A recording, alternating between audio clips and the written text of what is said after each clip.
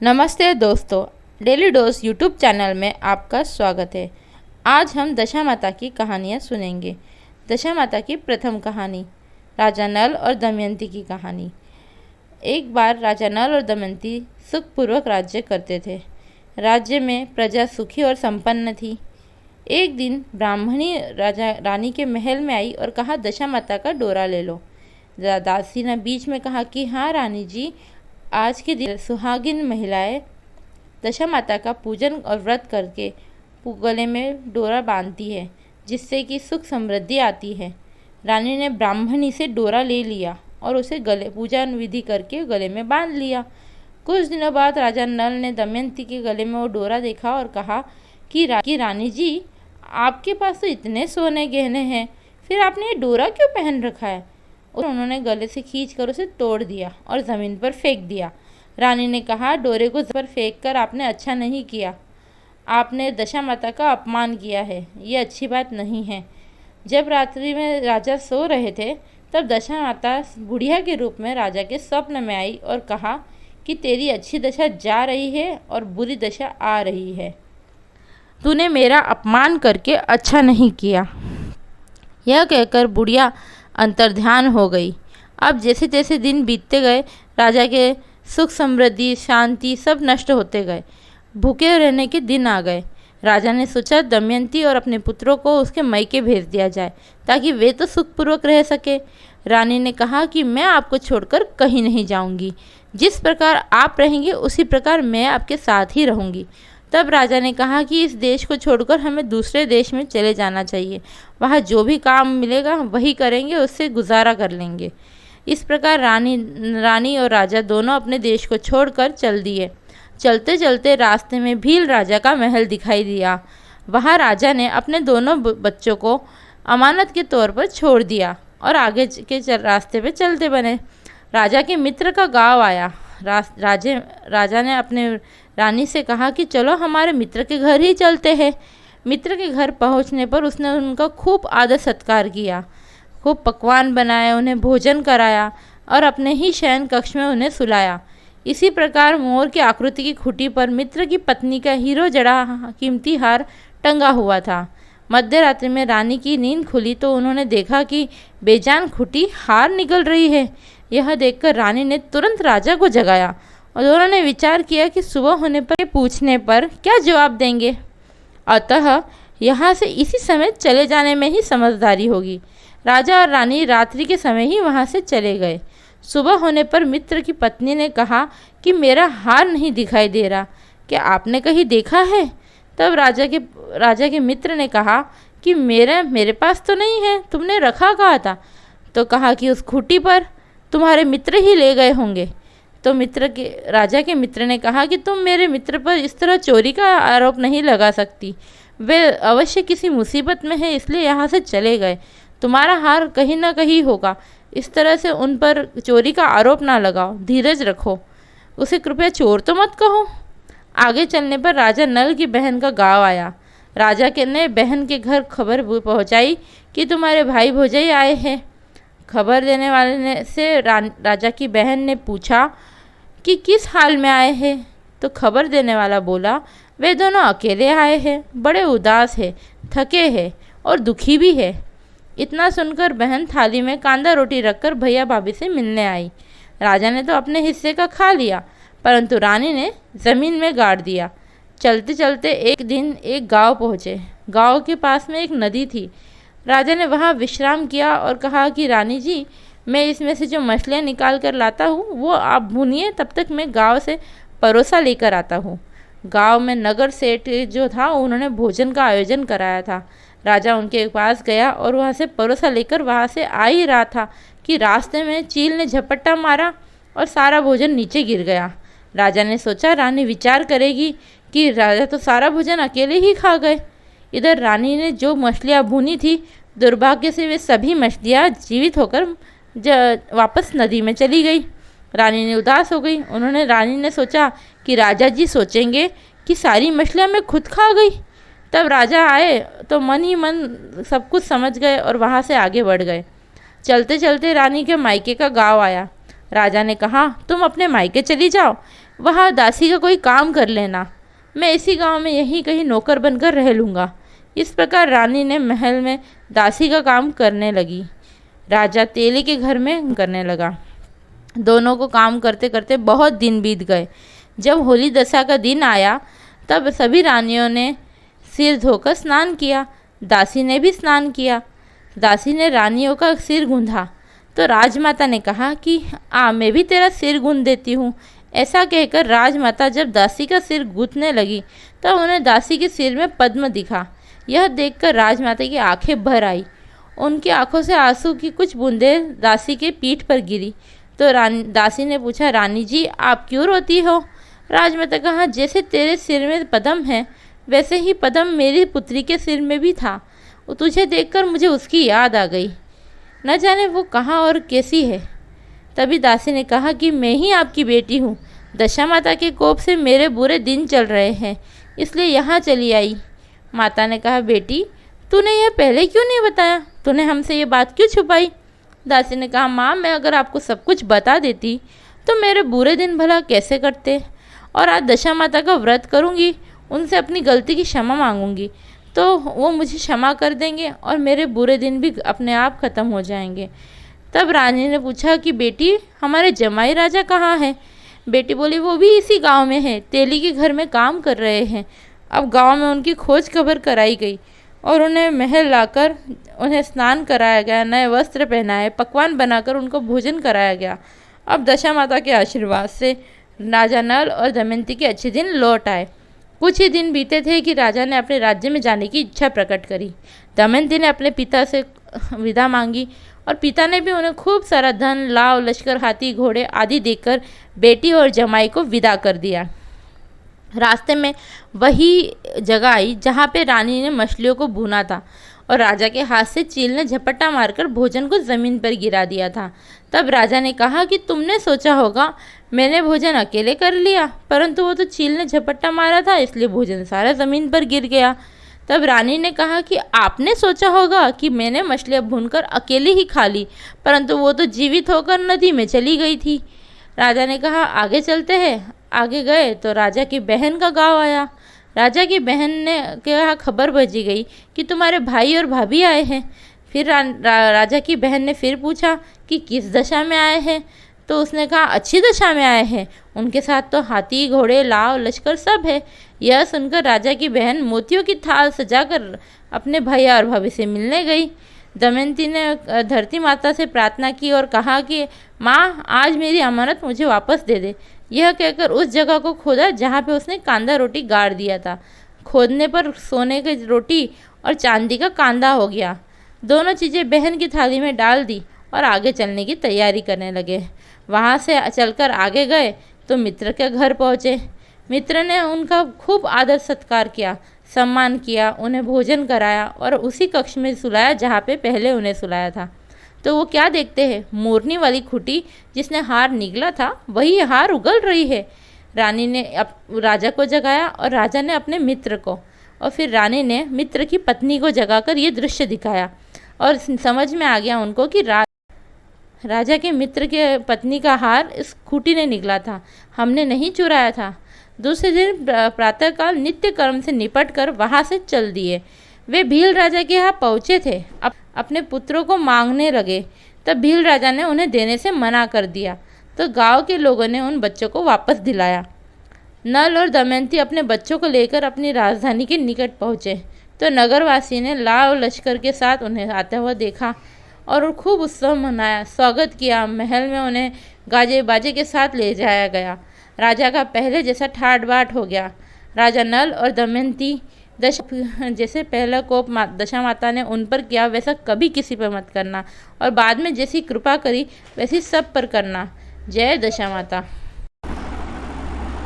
दशा माता की दूसरी कहानी। पुराने समय की बात है। एक घर में एक जेठानी और देवरानी थी, दोनों निसंतान थी। वे एक दिन प्रातःकाल गांव में आग लेने गई। उस दिन गांव में दशा माता का पूजन था, इसलिए उन्हें कहीं किसी भी जगह से आग नहीं मिली। आग न मिलने पर जेठानी ने देवरानी से कहा, आज हम दोनों का भी व्रत रहेगा, शाम को आग मिलने पर ही रसोई बनाकर भोजन करेंगे। शाम हो जाने पर जेठानी पड़ोसन के यहाँ आग लेने गई। पड़ोसन ने उसे आदर के साथ बिठाया। जेठानी ने पड़ोसन से पूछा, दशा माता का पूजन करने से क्या होता है?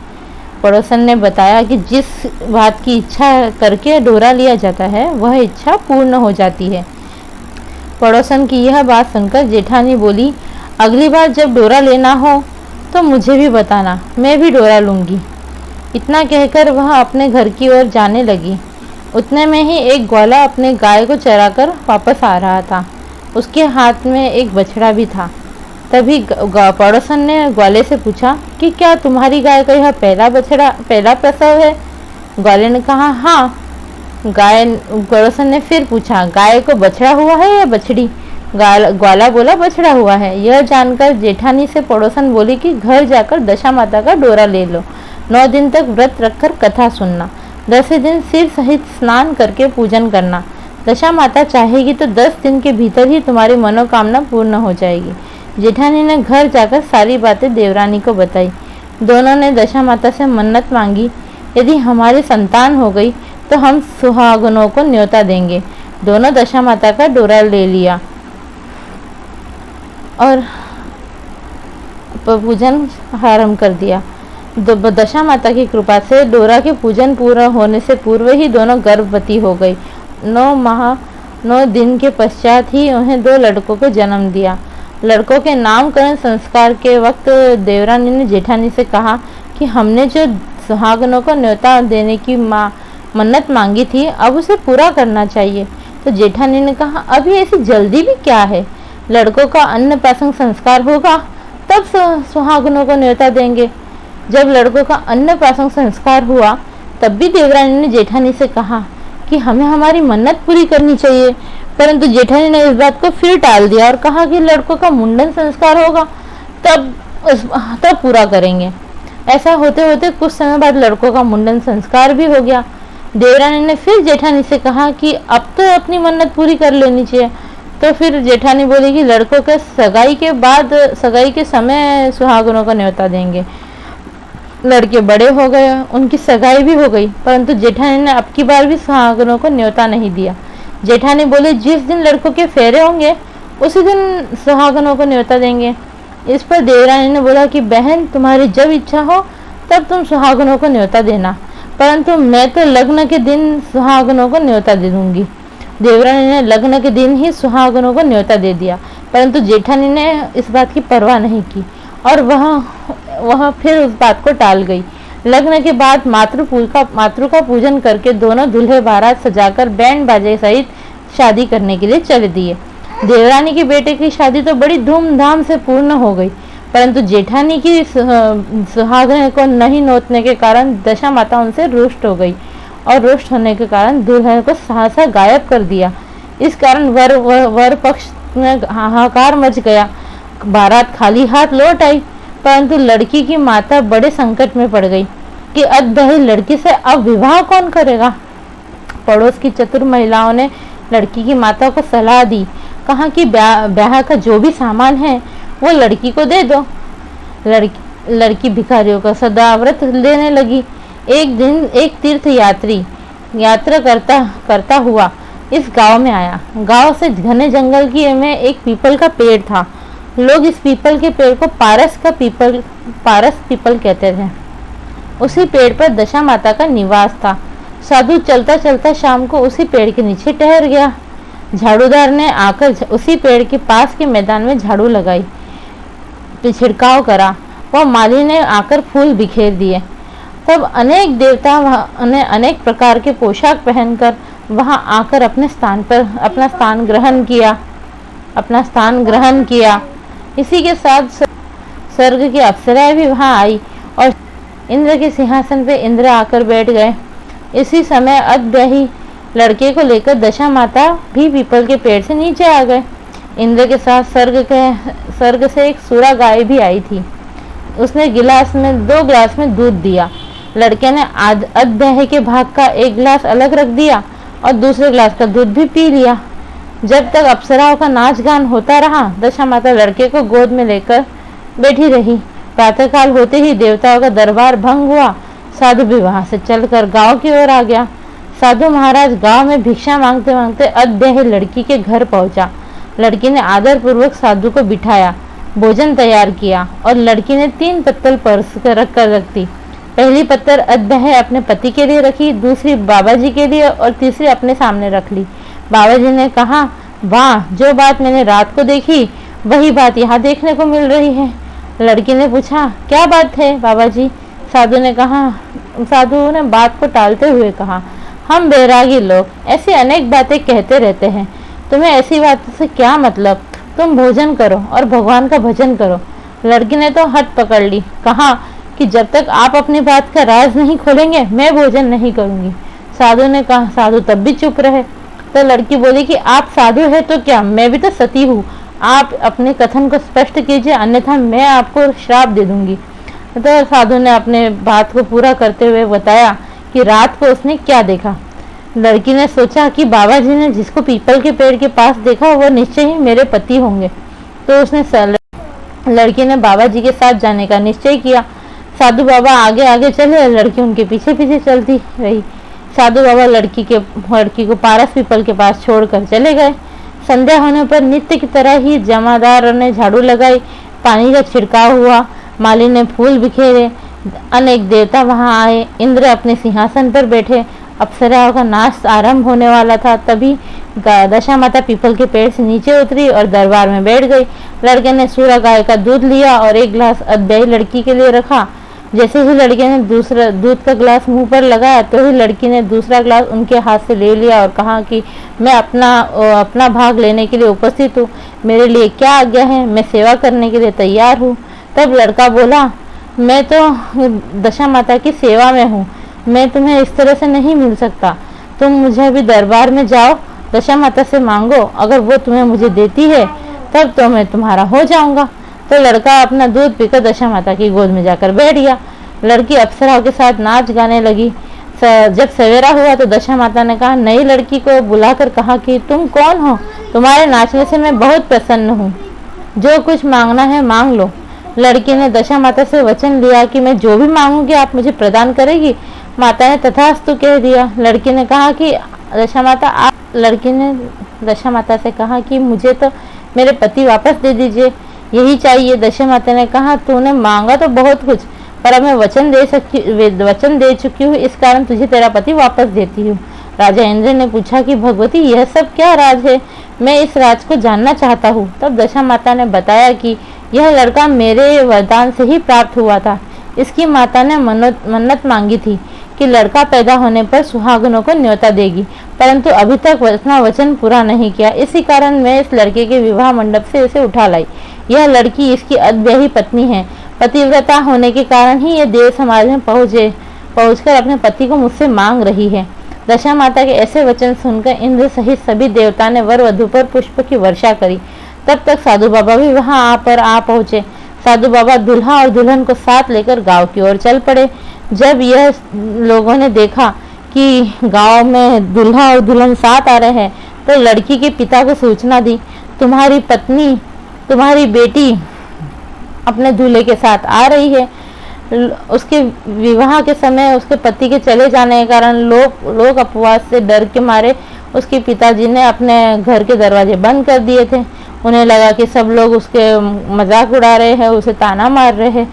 और फिर उसके पिता ने जब ये सुना कि लड़की एक बाबा के साथ जंगल में गई है तो उन्होंने सोचा कि ये मजाक उड़ा के ताना मारते हुए मुझे कह रहे हैं कि वो लड़की अपने पति यानी बाबा के साथ आ रही है। तो घर का दरवाजा बंद कर दिया और बाहर ही नहीं आए कि लोग मेरा उपहास उड़ा रहे हैं।